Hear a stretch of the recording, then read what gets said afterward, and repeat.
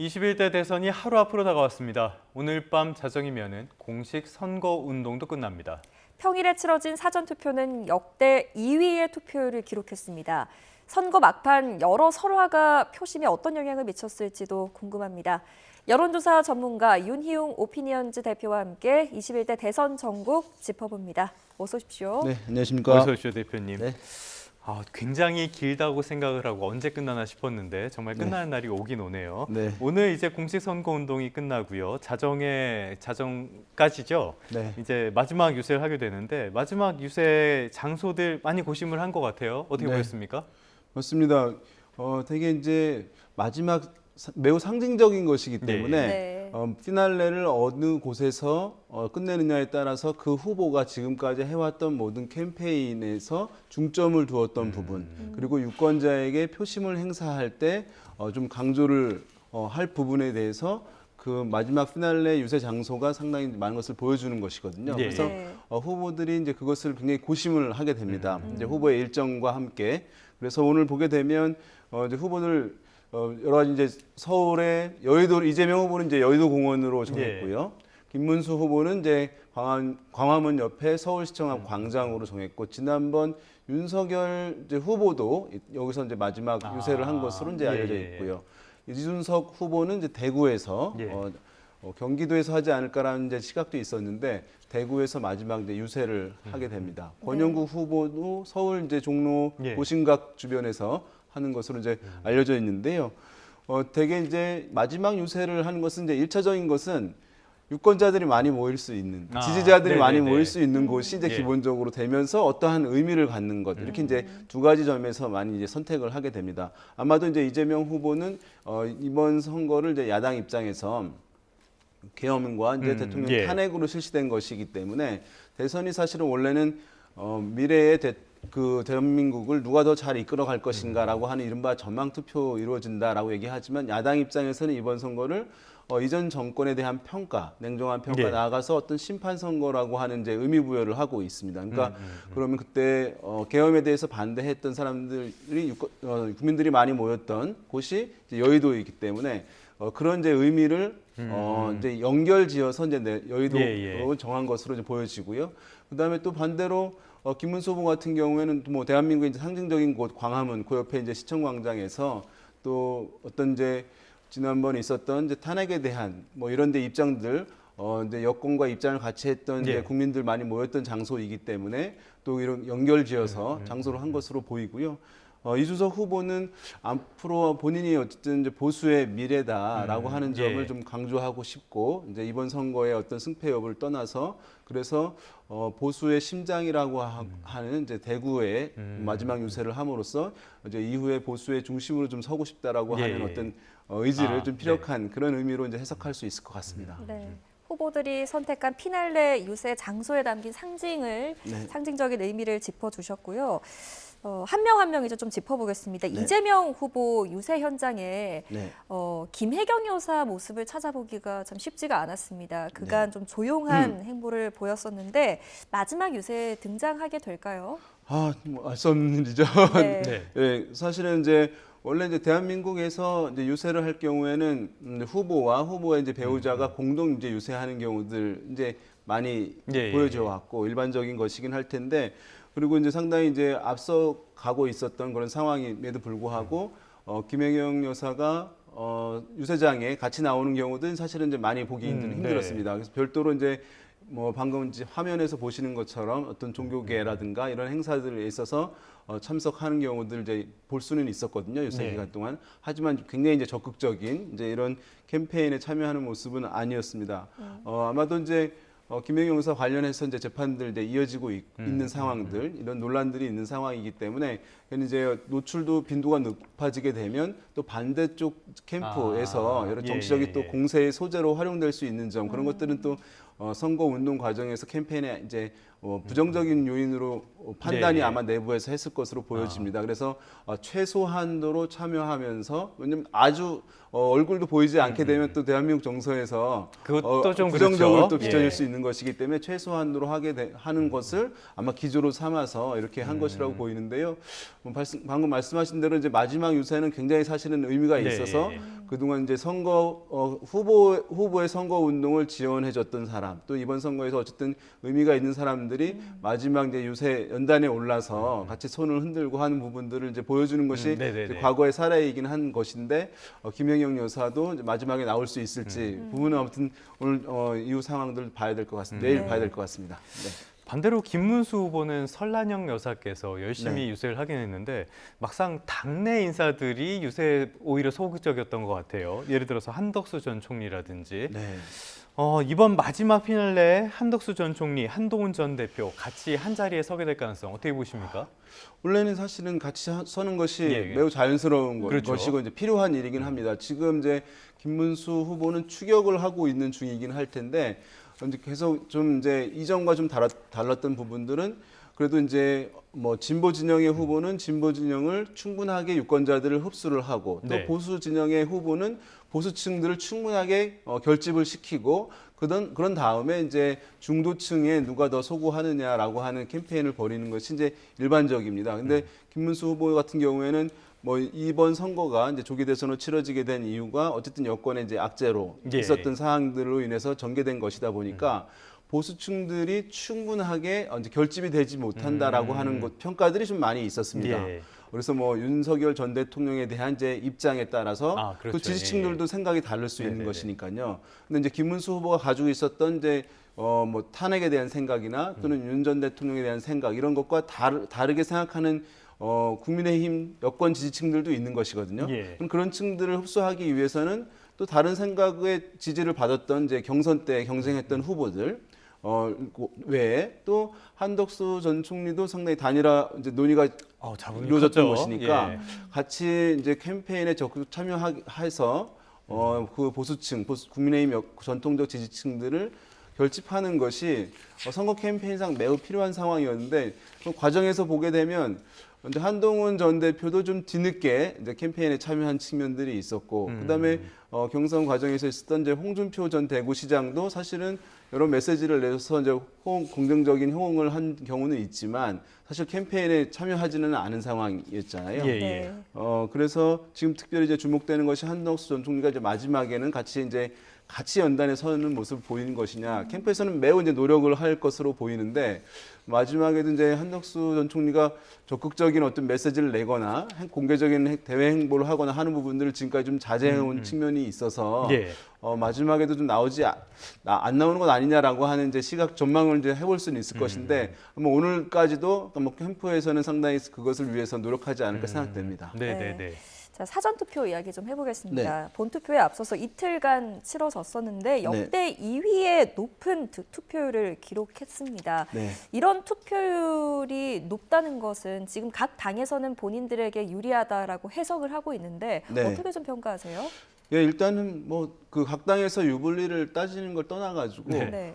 이 사전 투표라고 하는 것이 국민들 유권자들이 굉장히 활용도가 높아진 것이라고 이제 볼 수가 있습니다. 좋은 사실은 제도죠. 예. 초반만 하더라도 사전 투표만이 충분히 알려지지 않아서 단순히 그야말로 본 선거일에 하지 못하는 사람들이 이용하는 그야말로 보조적인 수단이었습니다만 지금 이제 역대 사전 투표율 나오고 있는 것을 보시잖아요. 예. 지금 보게 되면 거의 전체 최종 투표를 알 수 없습니다만 전체 투표한 사람들 중에 약 40% 정도가 사전 투표를 이용하는 흐름들을 최근 선거에서 보여주고 있습니다. 그러니까 사실은 말이 사전 투표이지 본 선거와 사실 차이가 그렇게 크지 않다고 할 수가 있습니다. 그러니까 투표율이 사흘로 늘어난 효과가 더 크다고 봐야겠네요. 맞습니다. 그래서 예. 이 사전 투표는 어쨌든 전국 어디서나 투표를 할 수 있는 것이잖아요. 과거에 보게 되면 이제 우리가 이제 20대 등의 젊은층 같은 경우에는 고향이 있고 뭐 멀리 이제 학교를 가거나 직장을 옮기는 경우에 주소지를 처음에 잘 안 옮기거든요. 네네. 대한민국 이제 저도 이제 그랬었는데 네. 그러면 투표를 하려면 미리 이제 부재자 투표를 하거나 본선거일에 고향에 가서 투표를 해야 되는 네. 그 비용이 그렇죠, 장벽이 그렇죠. 상당히 예. 높았는데 사전 투표는 그것을 없앤 거예요. 그래서 예전에는 연령대별로 봤을 때 고령층 같은 경우 투표율이 상당히 높지만 낮은 연령대 같은 경우는 현저하게 이제 그 투표율이 네네네. 낮아졌었거든요. 근데 사전 투표가 도입되면서 연령별로 투표율 격차가 여전히 있긴 있지만 과거에 비해서는 매우 이제 줄어든 측면이 예. 있어서 사전 투표율이 그 투표를 높이는 이제 효과를 가져오긴 했습니다. 근데 지금은 이제 투표율이 높으면 어디가 유리하냐 불리하냐 이런 얘기들 여전히 하긴 합니다만은 과거에 비해서 사실은 이것의 의미는 많이 줄어들었습니다. 왜냐하면 본 투표에 할 분들이 당겨서 네. 이제 편리성 때문에 당겨서 하는 것이기 때문에 그것이 실제로 안 하려다가 하는 경우들은 이제 과거에 비해서 많이 줄어든 측면이 있기 때문에 이제 그 이제 의미는 이제 줄어들었다고 할 수가 있겠고요. 그렇지만 지금 보게 되면 이 사전 투표율 같은 경우에 지난번보다 더 높은 것 아니었냐라고 했는데 그렇지는 않았거든요. 네. 원래 이제 본 선거일이 대체로 선거일이 수요일입니다. 그러면은 사전 투표일은 선거일 전 5일. 그래서 이틀간 실시되게 있어서 과거에는 반드시 토요일이 들어갔어요. 예. 근데 이번 같은 경우는 본선거일이 화요일이기 평일이. 때문에 사전 예. 투표일이 목요일, 금요일, 평일이었거든요. 그러니까 대체로 이제 과거에 보면 그 토요일에 사전 투표율이 높았거든요. 네. 예. 근데 이번엔 토요일이 없는 것이잖아요. 그러니까 사실은 두 번째 날 좀 꺾일 수밖에 없는 측면이 이제 있었고, 그래서 지난번 대선에 비해서는 사전 투표율이 약간 낮습니다. 그렇지만 평일이라고 한 점을 감안하게 되면 예. 이 사전 투표율도 매우 이제 높은 것이라고 할 수 있고, 그런 면에서 유권자들이 어쨌든 각자 이번 선거에서의 이제 투표의 의미를 뭐 역사적인 의미를 부여하는 사람, 어떤 예. 이제 소신을 승패와 여부를 떠나서 소신 있는 투표를 하겠다고 또는 어떤 유권자들은 또 나는 미래에 한 표를 하겠다라고 하는 각각 투표의 의미를 예. 유권자들이 다르게 갖고 행사하고 있는 것으로 보입니다. 네. 근데 말씀을 하신 것처럼 이게 본투표 하실 분들이 네. 시간을 당겨서 편의성 이런 것들을 고려해서 사전 투표를 한다. 그리고 실제로 과거의 사례들을 봐도 사전 투표율이 결국에는 본 투표율은 비슷한 수준으로 수렴되는 그런 과정들이 있었거든요. 네, 그렇습니다. 이번 최종 투표율은 어떻게 예상해 봐야 될까요? 사실은 이번 선거 같은 경우는 이제 지난번 두 번의 이제 대선 같은 경우에 최종 투표를 보면 다 이제 77%대였습니다. 이 77%대 투표율이라는 것은 사실은 매우 높은 것입니다. 물론 이제 네네네. 어떤 나라들 보게 되면 90%를 넘는 곳들도 있어요. 호주 같은 경우들. 네, 북한도 있고. 네. 근데 이제 호주 같은 경우에는 의무 투표제입니다. 그러니까 투표를 하지 않게 되면 내가 공직 진출이나 어떤 데서 페널티를 얻게 되는 부분도 있고 또 어떤 경우에는 어떤 나라들은 투표를 하게 되면 뭐 교통비라든가 이런 거 굉장한 지원들이 있게 되는 인센티브가 제공되는 경우들이 있어요. 근데 그런 아무런 제도가 없는 대한민국에서 이렇게 70% 후반대, 80%에 육박하는 투표율이 나온다는 것은 상당히 이제 OECD 국가들 중에서도 높은 편이라고 할 수가 있거든요. 근데 이제 이 투표율이 높은 데는 조건들이 있거든요. 뭐냐 하면 투표율이 높기 위해서는 선거 과정이 그 후보들 간에 매우 경쟁 구도로 전개되고 그다음에 선거 결과가 어떻게 나올지 불확실한 경우에 그럴 때 투표율이 높아지는 특성이 있습니다. 그러면 나의 이제 투표 가치가 높아지는 것이잖아요. 이해했어요. 예. 그런데 뭐 보시는 분들에 따라서 좀 다를 수 있겠습니다만 또 이전에 비해서 격차가 또 난 부분도 있거든요. 그 사전 여론조사 보이게 되면 그렇게 되면 사실은 이제 아까 사전 투표율도 하는 평일이었고 그런 점을 감안하면 지난번 77% 수준보다는 약간 좀 낮아질 수 있는 것 아니냐라고 하는 이제 전망이 이제 있을 수는 있는데 그것이 이제 그럼에도 불구하고 과거에 보면 60%대까지 떨어진 투표율도 있었거든요. 네. 대선에서. 그런데 뭐 그 정도까지는 아니고 약간 지난번보다 떨어지지만 그래도 상당히 이제 높은 수준의 의미 부여할 수 있는 투표를 나오지 않을까 전망됩니다. 네. 계속해서 이 여론조사 공표 금지 기간 직전에 실시된 여론조사 한번 살펴보겠습니다. 분리가국 직전에 조사된 결과 그래픽이 준비가 되면 하나씩 띄워주시면 감사하겠습니다. 먼저 KBS에서 의뢰해서 한국리서치에서 조사한 결과를 보면 이재명 후보가 다자구도에서 45%, 김문수 후보 36%, 이준석 후보 10%. 이런 여론조사 결과는 어떻게 보셨습니까? 네, 지금 보이는 것의 이제 의미는 뭐냐 하면 1강, 1중, 1약 이제 이런 구도로 설명을 할 수가 있을 것 같습니다. 이런 흐름이 좀 오는데 대개 보면 이제 대선에서 대선 주자들 같은 경우는 소속하에 있는 정당의 정당 지지율보다 약간 높은 수준이 이제 일반적이라고 할 수가 있습니다. 원래는 그리고 대한민국의 정치 지형을 좌우가 이제 팽팽한 상황에서 이제 많은 선거들이 전개되는 것이니까 네. 대개는 사실은 이제 2강으로 전개되는 것이 자연스러운 흐름이긴 합니다. 그런데 이제 1강, 1중, 1약 이런 구도도 나오고 또 1위 후보 지지율도 좀 여론조사입니다. 득표율과 상관없이 여론조사인데 좀 높은 편으로 지금 나오고 있는데 여러 가지 이제 사실은 의미 부여를 이제 할 수 있을 텐데 1위 주자의 지지율이 이렇게 45% 이 조사에 나오고 어떤 조사들은 더 높게 나오는 조사들도 있었는데 네. 그것이 아마도 이제 이런 것 같습니다. 그러니까 어떤 여권층이라든가 일부 중도층에서는 이번 선거를 단순히 이제 후보들 여러 명 중에서 한 명을 선택하는 선거라기보다는 그래도 아까 말씀드린 대로 이전 정권에 대한 어떤 냉정한 평가, 심판 선거라고 하는 이제 의미를 갖고 있는 분들 같은 경우에는 네. 비록 민주당을 지지하지 않는 이제 유권자들 같은 경우에는 이제 그런 직전 정권에 대한 회초리를 들기 위해서 야당이라고 하는 도구를 활용할 수밖에 없으니까 야당은 평소에 얻는 정당 지지율 이상의 후보 지지율을 이제 예. 얻는 경향, 프리미엄을 얻게 되는 경향이 있어서 좀 높은 편이 있고 이건 좀 더 높고요. 예. 그다음 김문수 후보 같은 경우는 보수 정당의 지지율이 사실은 뭐 40 내외 나오는 지지율도 많이 있었거든요, 평소에. 근데 네. 그 지지율을 만큼 후보 지지율이 나오지 않는 상황이 좀 이례적인 상황입니다. 그래서 이제 지금 막판에 많이 좀 회복이 되어서 전통적인 국민의힘의 정당 지지율 수준까지 이제 올라가는 모습들을 이제 보여주고 있는 예. 측면인데요. 과연 남은 기간 동안에 중도층까지 얼마나 확장할 수 있을지가 주목되는 거고 이준석 후보 같은 경우는 제3 후보로서 예. 이제 10% 두 자릿수를 넘길 수 있을 것이냐 매우 이제 주목되는 상황인데요. 다만 이제 이준석 후보 같은 경우에 지지층을 보게 되면 20, 30대의 젊은 층들이고 또 약간 정치에는 관심이 좀 낮은 중도층들이 있는데요. 이분들의 이제 투표 적극성이 원래 높은 층들은 아니거든요. 네네네. 그러니까 세종적으로 선거 결과에서 10%를 두 자릿수를 넘기 위해서는 지금 이준석 후보를 지지하고 있는 분들이 투표장에 나가야 되는 문제가 있습니다. 그러니까 사실은 네네. 그 투표 적극성에 따라서 후보들의 최종 득표율이 실제로 어떤 후보는 더 많이 올라가고 어떤 후보는 좀 낮아지기도 하거든요. 예. 그래서 이준석 후보 같은 경우는 이제 지지층들 어떻게 투표장에 최종적으로 나가게 하느냐 이것이 또 하나의 캠페인 과제인 것 같습니다. 지금 저희가 여론조사를 3개 보여드렸는데요. KBS 한국리서치, 그리고 MBC와 코리아리서치, 뉴스원과 한국갤럽 이렇게 3개가 나왔는데 3가지 여론조사에서 다 보이는 건 말씀하신 대로 1강, 1중, 1약 이런 구도. 네.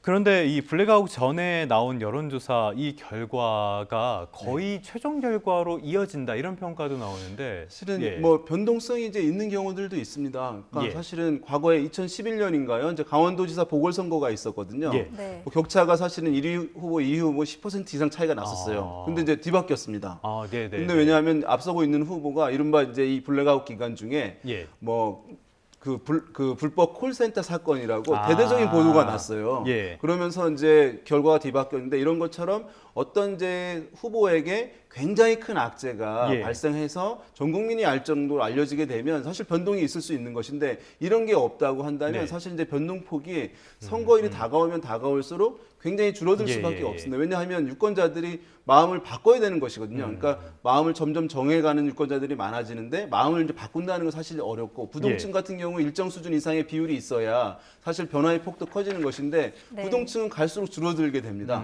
예, 그리고 사실 사전 투표가 생긴 것도 변화의 폭을 좀 줄이는 측면이 있습니다. 왜냐하면 네네네. 변화폭이 크려면 유권자들이 남아 있어야 되잖아요. 네. 사전 투표로 절반 가까운 유권자들이 이미 투표를 해버리잖아요. 그러니까 사실은 변할 수 있는 남은 유권자 비중도 줄어드는 부분들. 예. 그다음에 마지막에 사실은 어떤 후보만 독자적으로 지지율이 올라가는 것들은 이 선거 여론조사에서 네. 사실 잘 없습니다. 왜냐하면은 이 3명, 4명 후보들의 지지율이 긴밀하게 연결돼 있거든요. 네. 그러니까 굳이 비율을 들자면 예, 연결된 어떤 나사가 굉장히 꽉 점점 조여지는 상황이라고 할 수 있어요. 그러니까 한 후보만 쉽게 돌아가서 지지율이 예. 올라가는 것은 어떤 다른 후보의 지지율이 떨어져야지만 가능한 것입니다. 근데 다른 후보들도 캠프들도 최선을 다하잖아요. 예. 사실 그래서 아까 같은 악재가 발생하지 않으면 이게 누구는 올라가더라 누구는 떨어지는 일이 같이 벌어져야 되는데 예. 그런 일이 사실은 잘 쉽지 않아서 좀 마지막 한 일주일 기간에서의 예. 뭐 1, 2%, 2, 3%의 변화는 그 이전에 한 4, 5% 이상의 더 많은 또 에너지가 필요한 측면도 있어서 예. 변동폭은 좀 줄어들긴 합니다만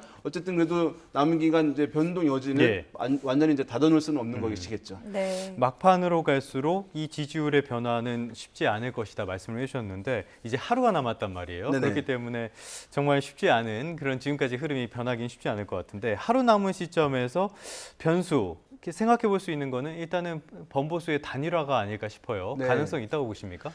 단일화 지금 이제 정상적인 단일화는 불가능해졌죠. 예. 정상적 단일화는 후보들이 어쨌든 정당한 절차를 거쳐서 정하고 여론조사 등 그다음에 이제 이른바 단일화 퍼포먼스를 해야 되거든요. 막 껴안기도 하고 우리가 네. 공동 정부를 구성한다 이렇게 하면서 지지층의 이탈을 이제 최소화한 과정들이 이제 있는 것이 정상적인 단일화인데 지금 같은 경우에 만약에 단일화를 한다면 어느 일방의 후보가 일방적으로 사퇴를 함으로써 이루어지는 네. 단일화인데 아. 그런 경우들은 아직 가능성이 이제 있다고 할 수 예, 있겠습니다. 다만 이제 그것도 사실은 이미 많은 유권자들이 사전 투표를 해버린 상황이잖아요. 그럼 사실은 효과도 크지 않다고 봐야겠네요. 예, 그렇습니다. 예. 이제 단일화 하게 되면 사실은 양쪽 후보의 이질적인 지지층들이 한 명으로 정해지는 후보에게 모두 모아져야 되는 것인데 이미 분산이 많이 있을 수밖에 없습니다. 단순한 이것은 모의표 예, 수준을 예, 예. 넘어서는 것이기 예. 때문에 그런 점을 감안하게 되면 먼저 어떤 후보가 사퇴함으로써 단일화가 될 것이다 또는 그것이 이제 의미 있는 것이다라고 이제 보기는 지금 현실적으로 네. 하루 남은 상황에서는 쉽지 않은 것으로 보입니다. 네, 선거 막판 변동성에 대해서 이야기 나누고 있는데요. 주말 사이에 유시민 작가의 김문수 후보 네. 배우자 설란영 여사에 대한 발언 논란도 있었고요. 네. 또 윤 전 대통령이 김문수 후보를 지지한 호소문을 발표하기도 했습니다. 네. 또 더불어서 민주당과 국민의힘 사이에 댓글 조작 의혹 공방까지 지금 벌어지고 있는 상황이란 말이죠. 네. 이게 민심이 어떻게 작용할까요? 네, 마지막에 어떤 후보들 박빙인 선거 같은 경우에 보면 특정 후보의 어떤 특정 진영의 이제 유력한 네. 인물의 이른바 설화로 이제 말 실수를 통해 가지고 상대 진영이 이제 결집을 하게 돼서 상당히 이제 승패에 영향을 주는 경우도 이제 과거에 많이 이제 있었습니다. 예. 그래서 이번 같은 경우에도 이것이 전혀 영향을 주지 않는다고 얘기할 수는 없을 것 같아요. 어떤 이제 한쪽 진영에서의 인사가 이렇게 이제 발언을 하게 되면 반대쪽에서는 어쨌든 결집할 수 있는 소재로 활용이 되는 것이거든요. 예. 그래서 분명히 이제 유시민 전 장관, 유시민 작가의 그 발언 같은 경우는 보수층에게는 이제 긍정적인 영향을 이제 줄 수밖에 없는 측면이 네네. 있습니다. 다만 이것이 선거 전체에서 어느 수준의 어떠한 이제 수준의 영향을 줄 것이냐의 부분은 또 약간 다른 차원일 수는 있겠죠. 왜냐하면 네. 유권자들이 사실은 마음을 이제 많이 정해오고 있는 그런 상황인데, 그렇겠죠. 예. 저 무슨 일이 있다고 해서 마음을 변화시키는 것이잖아요. 그러면 상당한 이제 명분이 필요한 부분이긴 한데 마음이 사실은 잘 변하지 것이 쉽지 않은데 하루 앞에서 그렇게 그래서 많이 사실은 바뀌지. 이제 그 선거 캠프들에서 이렇게 이제 되게 마지막 캠페인이 이렇게 벌어집니다. 어느 한쪽 진영에 악재가 발생하잖아요. 그러면은 그 캠프에서 그것을 충분하게 해명하진 않아요, 잘. 왜냐하면 상대 쪽에도 저러저러한 문제가 있습니다라고 이제 또 공세를 펼칩니다. 그렇게 되면 마음을 정한 유권자들은 여기만 문제가 있는 것이 아니라 반대쪽에도 문제가 있네라고 하면서 내가 먼저 마음 먹은 것을 잘 변화시키지 않는 이제 요인이 되거든요.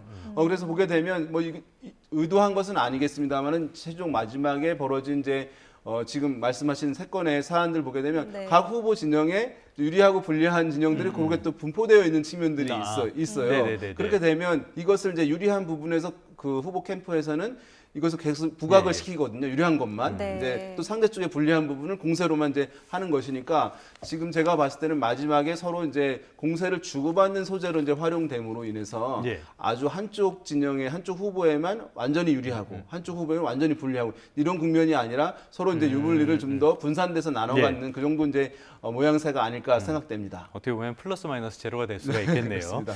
끝으로 이분 이야기 한번 해볼까요? 이준석 후보. 네. 10%를 굉장히 중요하게 정치권에서는 보는 것 같아요. 특별히 10%. 왜 이렇게 보는 겁니까? 사실 9.9%나 10.1%나 어떤 큰 차이가 있는 그렇죠. 것은 예. 아닙니다만은 어쨌든 계속 이제 이후에도 이번에서 득표율을 규정하게 되면 두 자릿수 얻었다. 한국에서 사실은 제3후보가 두 자릿수 얻는 경우는 쉬운 것은 아니거든요.